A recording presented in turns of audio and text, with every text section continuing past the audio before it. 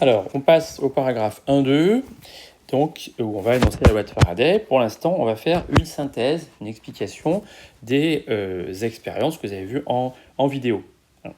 Alors, on va partager un peu la chose comme ceci. Voilà, on va partager ça en deux, comme ça.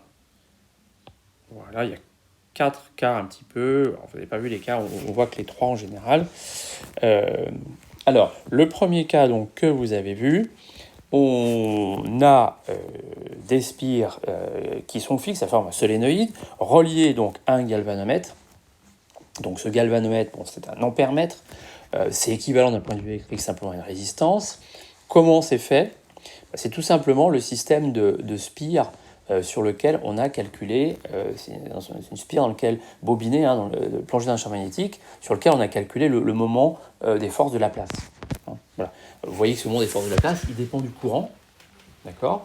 Et si l'aspire en plus, disons l'axe de rotation, on le munit d'un ressort hélicoïdal, et si on change un petit peu le champ magnétique, on ne prend pas un champ magnétique uniforme mais plutôt radial, à ce moment-là, le moment de la force, il est exactement proportionnel au courant qui va traverser ces spires, indépendamment de l'angle.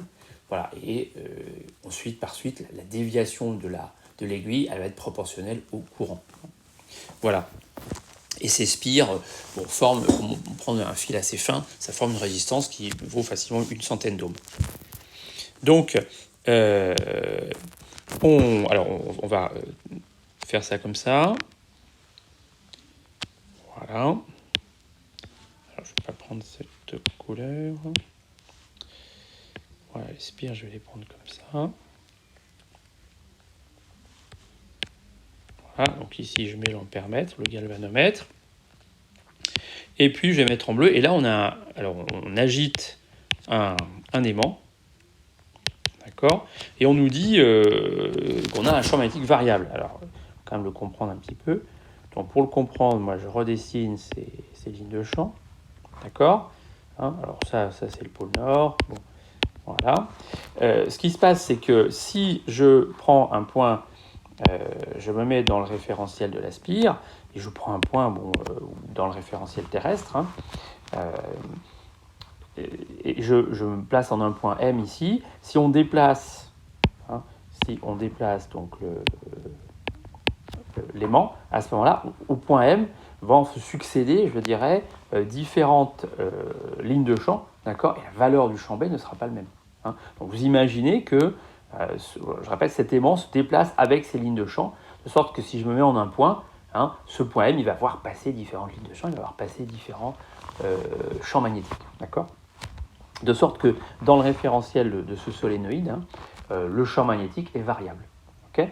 Alors, ce qu'on observe ici, donc, c'est le passage d'un courant qu'on appelle courant induit. Alors, c'est ce que j'ai marqué, c'est le premier cas, d'accord ? On a une bobine, donc un solénoïde fixe dans le référentiel terrestre R, un champ magnétique donc variable, d'accord ? Voilà, dans R. Ok, d'accord, premier cas, voilà. Champ magnétique variable, on soumet la bobine à un champ magnétique variable, la bobine est le siège d'un courant électrique dit courant induit, que l'on met en évidence donc à l'aide d'un ampèremètre, d'un galvanomètre. Ok, donc ça c'est le premier cas. Le deuxième cas, deuxième expérience qu'on peut faire, on va cette fois-ci, on a toujours ici donc un solénoïde. Alors pourquoi on prend un solénoïde ? Pourquoi on prend toutes les spires ? Parce qu'en fait ça va amplifier, on va dire, le phénomène. C'est pour ça qu'on va prendre tout ça. Ce qu'on fait ici ensuite, c'est que là, l'aimant, il va être fixe, dans ce deuxième cas, d'accord ? Et on va déplacer donc l'ensemble du solénoïde, d'accord ? D'accord, donc ça, c'est le deuxième cas. Deuxième cas, donc c'est la bobine qui est mobile dans le référentiel R terrestre. Le champ magnétique, lui, est constant. Alors constant ne veut pas dire uniforme, il est constant dans le temps, c'est-à-dire qu'en un point M donné, la valeur ne varie pas. Par contre, si je passe d'un point M à un autre, je n'aurai pas le même champ magnétique. Donc il est non nécessairement uniforme, voilà, constant mais non nécessairement uniforme. On fait la même observation que dans le premier cas, donc j'ai un courant ici qu'on peut noter, Alors, je ne note pas le signe. Hein. Voilà, j'ai un courant I bon, qui est non nul. Positif ou négatif, ça, on verra. Voilà. Alors, on regardera ce troisième cas un petit peu plus tard. Alors, sur la troisième vidéo, normalement, voilà, on fait une détection de tension. Hein. C'est important parce que par rapport à la théorie qu'on va poser, c'est important de voir qu'on a en fait une tension. Alors, je reprends la manip ici. Voilà. Et donc ici, je mets un voltmètre. D'accord. Ce qui signifie donc que là, j'ai I égale 0, parce que le voltmètre, c'est équivalent donc à un circuit ouvert.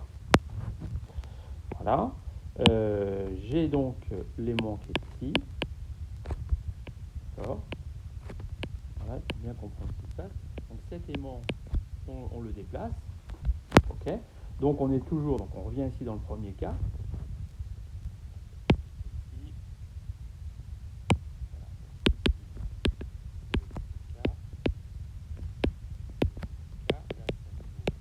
Le premier cas.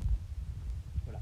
Et on détecte donc au niveau du voltmètre une tension. On peut mettre aussi un oscillo. J'ai vu certaines vidéos, on mettait un oscillo, mais je n'ai pas pu la retrouver. Voilà, d'accord. Ça, c'est le premier cas. Ensuite, un autre cas qu'on voit assez rarement. Voilà, ça, je n'ai pas réussi à trouver en vidéo, mais ça marcherait aussi. Voilà.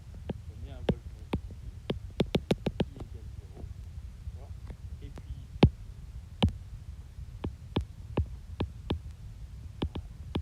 là, j'ai l'aimant.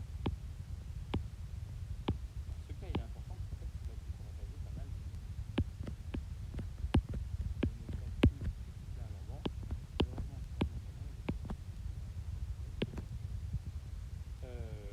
alors voilà ce qu'on a ici. Donc là, ce que je vous c'est ça.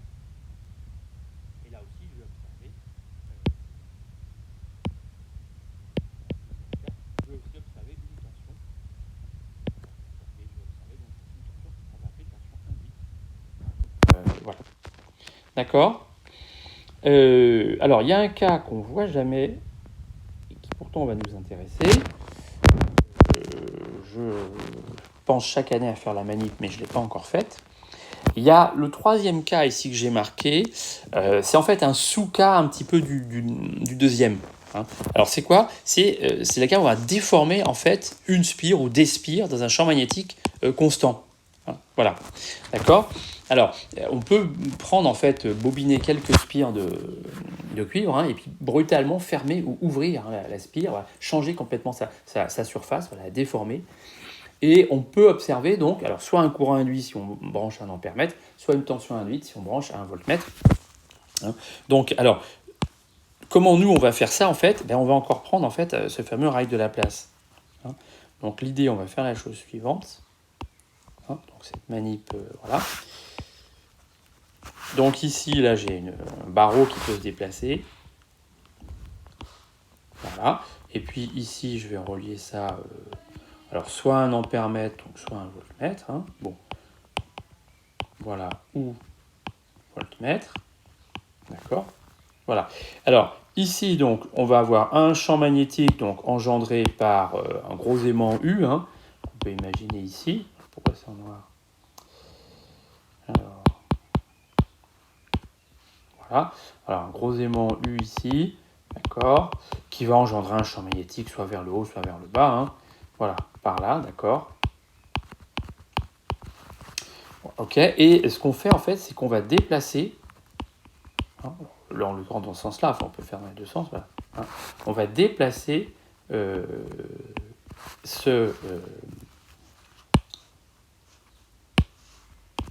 cette barre ici, d'accord. Donc là en fait on a quelque part, alors comment je vais vous dessiner ça ? Je vais l'effacer après. Hein. Voilà, on a une spire ici. Hein, voilà, ça c'est une spire en fait. Alors soit on prend ça, ou voilà, disons qu'on va la prendre comme ça parce que si on a un voltmètre, voilà. Là on a une spire, hein, d'accord. Donc un petit peu comme ce qu'on avait au-dessus, sauf qu'il y en avait plusieurs. Voilà. Et cette spire, elle se déforme, elle voit sa surface en fait varier. Et en gros, voilà, ce troisième cas, c'est un sous-cas où on considère que la spire est mobile. Alors elle est partiellement mobile, il y a une partie qui est mobile, l'autre partie qui est fixe. Voilà, je vais enlever ces trucs en rouge là. Voilà. Ok. Bon, voilà un petit peu toutes les situations expérimentales auxquelles, qui montrent donc des phénomènes d'induction. D'accord. Alors, pour mettre ça un petit peu en théorie, on va faire la chose suivante. Alors, il y a plusieurs situations qu'on va regarder. Bon, souvent dans les livres, on nous dit, on considère une spire. Hein, alors, toc, on la symbolise un peu comme ça. Voilà, hop, c'est juste une boucle. Alors, ce qui est en noir, c'est moche mon truc là. Ce qui est en noir, donc c'est du fil de cuivre, hein, d'accord. Voilà, voilà, c'est un petit peu, c'est pratique pour faire, voilà, pardon, je vais pas faire d'orientation, voilà, une spire comme ça.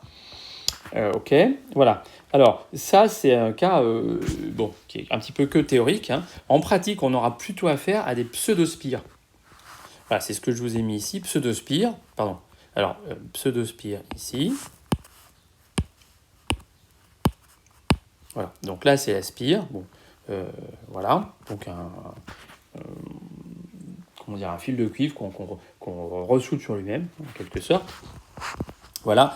On aura plutôt affaire donc, à des pseudospires. Alors, je vais vous en dessiner une. Je me laisse un petit peu de place en dessous. Voilà. Donc, c'est plutôt quelque chose comme ça. D'accord. Alors, soit ça peut être une pseudospire,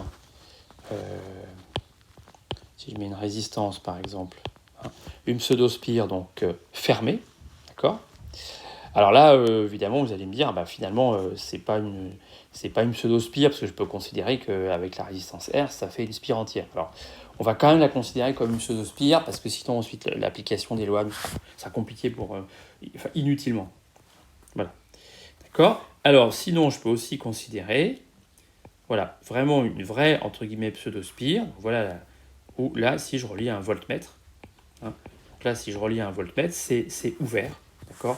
Donc là, voilà, j'ai pas une boucle fermée. Hein. Mais si vous voulez, au niveau de ce que j'ai dessiné en rond, voilà, ça apparaît comme une pseudospire, hein, dans un cas comme dans l'autre. Alors, ces spiropseudospires sont soit rigides et fixes, hein, c'est ce que j'ai ici, d'accord. On ne va pas les considérer comme mobiles, on va les considérer comme déformables. Hein. Donc ici, voilà, donc là, j'ai plus bien la place. Hein. Donc, voilà. Donc la spire déformable, ce sera ça, la spire déformable. Voilà. D'accord. Voilà. Ou ici, je vais mettre un dipôle D quelconque. Voilà, ça, ce sera la spire déformable.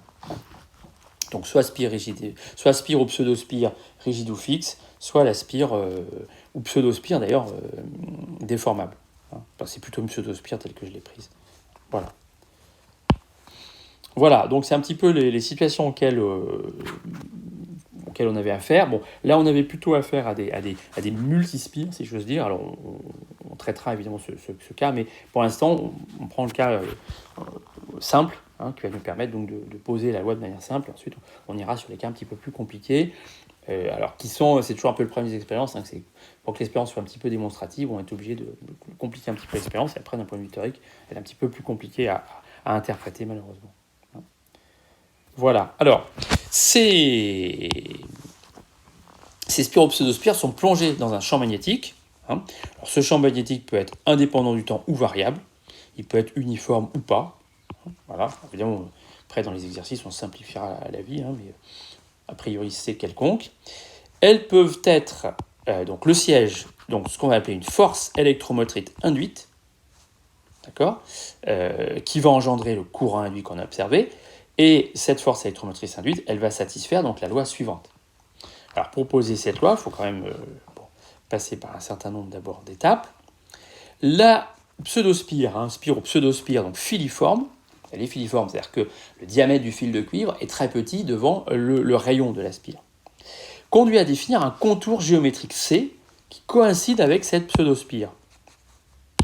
D'accord ? Alors, on voit bien que ce contour, si vous avez un fil de cuivre, je ne sais pas, d'un millimètre d'épaisseur et qu'on fait une boucle de 10 cm de rayon, on peut en gros faire passer un contour géométrique par cette spire, d'accord ? Alors, sachant que si voilà, si ce contour géométrique il est dans le cuivre, qu'il soit contre un bord ou contre un autre, ça n'a pas d'importance, d'accord, par rapport à ce qu'on va calculer. Okay. Alors, notre contour C, il va s'appuyer, alors là c'est des maths, c'est un contour, voilà, il s'appuie sur la spire, et ici, alors vous voyez comment il va s'appuyer sur la pseudospire, voilà, ce qui passe comme ça, d'accord. Voilà, donc ici C est comme ça.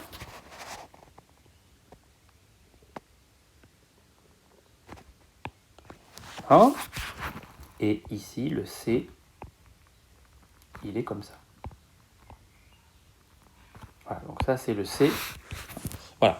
Donc, je pars d'une situation physique, j'associe donc un contour géométrique, d'accord, sur cette spire ou pseudospire. Alors, ce contour, il soit invariable, si la pseudospire est rigide et fixe, c'est les trois premiers cas, soit il peut dépendre du temps, si la spire est déformable. D'accord ? Bon. Juste avoir ça un petit peu en tête. Alors, on va orienter arbitrairement ce contour. Bon. Donc, ma foi, il me plaît de l'orienter ainsi. Voilà, on peut le faire dans l'autre sens aussi. Et on va calculer le flux phi, qui peut dépendre du temps, du champ magnétique, B de M, à l'instant T, à travers la surface S, délimitée par C, et orienté par le vecteur unitaire N, déduit de l'orientation de C. Donc on retrouve ce qu'on a vu sur le calcul du flux, d'accord, avec toutes les précautions, tous les protocoles qu'il faut prendre. Donc ces spires qui sont là-haut, d'accord, conformément aux expériences qu'on a vues, elles sont plongées dans un champ magnétique, d'accord. Voilà. Et donc on va calculer le flux de ce champ à travers le contour qui s'appuie sur la spire ou la pseudospire. Voilà.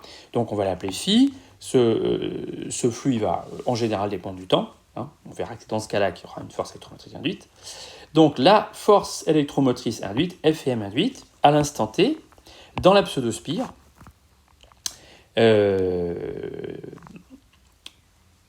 attendez, qu'est-ce que j'ai écrit ?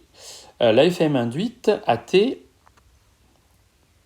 dont la pseudospire est le siège, dont la pseudospire est le siège, est notée E de T. La Fm induite. Alors, cette EFM induite, c'est la FEM d'une source. D'accord ? Elle est notée petit e. Alors, tout se passe comme si l'on pouvait placer une source de tension. Je ne sais ce que c'est qu'une source de tension. On a vu ça en élec au début de l'année. 2 FM E de T dans la pseudospire. Alors, c'est là que c'est très important. Avec sa flèche orientée dans le sens de l'orientation du contour C. Donc, voilà, je vais mettre la flèche. Le E de T, il est comme ceci, il est dans le sens de l'orientation, parce que l'orientation, c'est comme ça. D'accord ? Voilà. Donc, on va dire que tout se passe comme si on avait donc une source de tension, de FEM, et la flèche, on va la placer forcément dans le sens de l'orientation de C, pour que la loi qu'on va énoncer soit juste. Voilà. Donc, vous mettez comme ça, et ici, donc, vous la mettez comme ça pour qu'elle soit dans le sens de cette flèche. D'accord ? Donc à chaque fois, la flèche de la source de tension est dans le sens de la flèche qui oriente le contour C. Et à ce moment-là, on a la loi de Faraday. Donc, la loi de Faraday me donne cette expression de E de T ainsi orientée. Donc le E de T, c'est moins D sur dt du phi de T qu'on a calculé. Donc vous voyez qu'à la fois phi et E dépendent d'une convention. Ce qui fait que quelque part, si je change de convention, cette loi reste toujours vraie. Parce que je dirais que les deux membres dépendent de la convention. Donc si je change la convention, en fait, je change le signe à la fois du membre de droite et du membre de gauche. D'accord ? Voilà. Donc la convention, on l'a choisie en général parce qu'il nous arrange. Voilà. D'accord ? Alors bon, on la parachute un petit peu comme ça. C'est Faraday qui a trouvé ça de manière, je pense, assez empirique. Voilà. Expérimentalement, donc on met en évidence la FM induite, avec un oscilloscope, voltmètre. D'accord ? C'est pour ça que je tiens à ce que vous ayez des expériences où on met un voltmètre ou un oscilloscope pour l'avoir, cette EFM, puisque ce qui est premier, si vous voulez, dans la loi, c'est la FM. Et ensuite, on comprend évidemment que si on a cette source de tension, on va avoir un courant induit. Mais quelque part, c'est une conséquence. D'accord ? Alors, si on ne branche pas un voltmètre, idéal, alors la pseudospire va être le siège d'un courant, dit courant induit. D'accord ? Alors, si je veux avoir ce courant, il faut que je l'oriente le courant. J'ai deux possibilités. D'accord ? On utilise alors naturellement l'orientation du contour C pour définir l'intensité du courant dans la pseudospire. Ça paraît quand même logique, on ne va pas se mettre un autre sens encore. Mais on pourrait. Si on voulait définir le courant dans l'autre sens que C, on pourrait le faire. Donc ici, tout naturellement, cette orientation, si vous voulez, du contour me donne une orientation du fil de cuivre quelque part. D'accord ? Donc je prends la même orientation pour le fil de cuivre et je mets que c'est le courant I. Ok ? Voilà. Donc ça, c'est l'orientation de l'intensité, d'accord ? Et ce qui est en rouge, c'est l'orientation du contour. Ce n'est pas la même chose quand même. Voilà. Mais on va prendre la même convention pour les deux, histoire de ne pas avoir des flèches dans tous les sens. Ok ? Alors, si je fais ça, mettons que je le fasse au niveau de cet exemple-là. Je vais appliquer la loi des... Alors, on va le faire en vert, tiens. On va appliquer la loi des mailles, d'accord ? Donc ici, alors on va supposer que le conducteur est parfait. Donc j'ai cette tension-là, égal à, plus cette tension-là. Attention, il faut bien que ce soit dans le bon sens.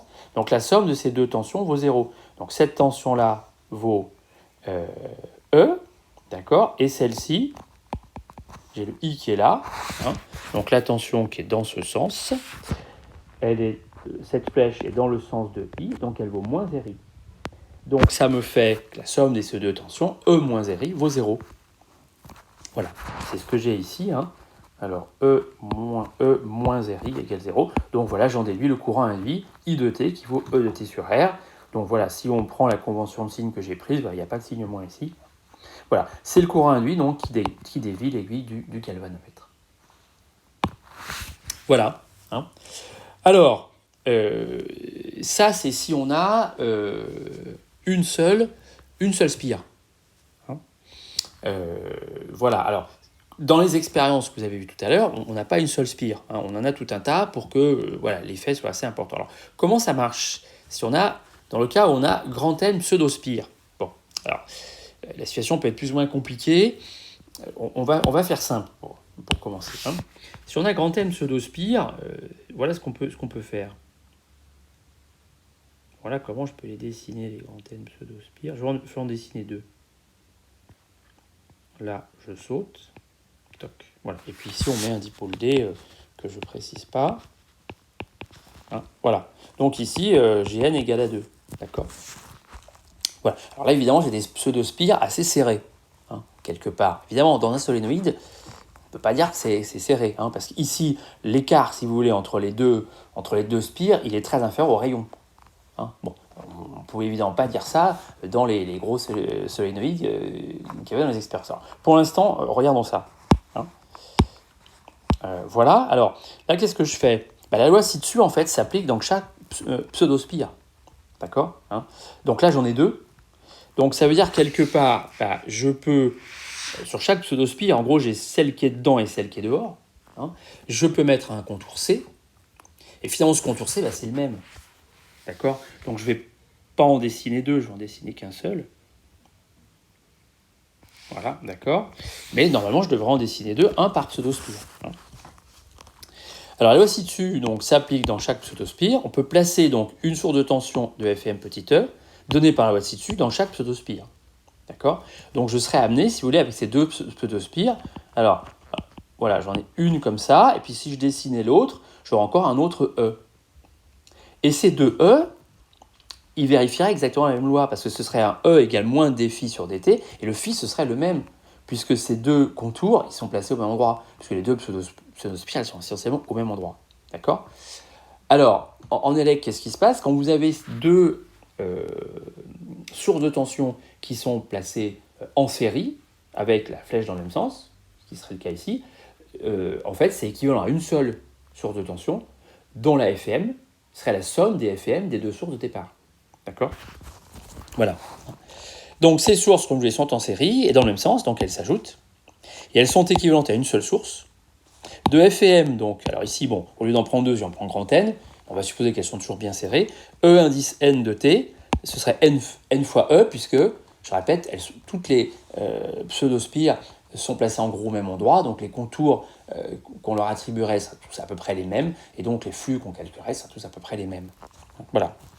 D'accord. Alors je vous dis, les F et M de T sont égales si les pseudospires sont assez serrés.